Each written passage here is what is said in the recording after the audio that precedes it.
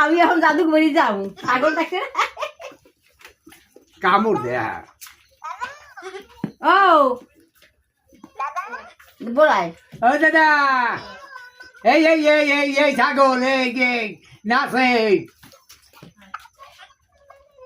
এই নেবা